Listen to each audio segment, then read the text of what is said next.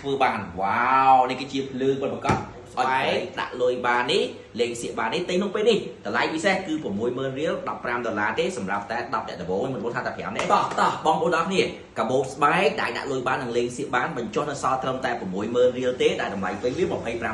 បញ្ជាក់ជូនដែរសម្រាប់អ្នក share វីដេអូនេះ5នាក់ដល់10អ្នកដំបូងដែលទិញមុនគេមានការបង្រៀន free ជូនបងប្អូនអរគ្នាតែនេះឲ្យនឹងអាចធ្វើបានវ៉ាវនេះគឺជាភ្លើងប៉ុណ្ណឹងក៏អត់បរិយជក់បានឲ្យមានការប៉ះពាល់ដល់កាបូបនិងលុយទេមកមើលសិនបងប្អូនអរគ្នាសាច់កាបូបស្បែកស្អាតមែនតើណាមើលតែខ្មៅក្រឹបស្អាតហ្មងដាក់រូបថតដាក់កាត ATM មាន2ថតអត់មានរូបទេ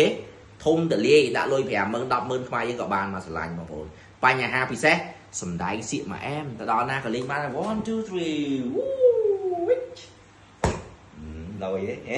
អូខេយើងសម្រាប់បងប្អូនដែលចង់បានកាបូបស្បែកដាក់លុយបាននេះលេងសៀកបាននេះទិញក្នុងពេលនេះតម្លៃពិសេសគឺ$60000 $15ទេសម្រាប់តែ10អ្នកដំបូងមិនmuốnថាតែ5នាក់ឥឡូវជូនបងប្អូន10អ្នកដំបូងនេះបងប្អូនទិញទៅមានប្រអប់មានស្បែក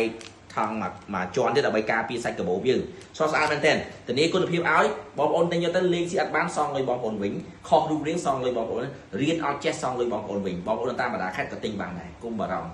បាទតោះបញ្ញាប់ឡើងតម្លាក់លេខទូរស័ព្ទទីតាំងខ្លាញ់បងប្អូនទាំងអស់គ្នា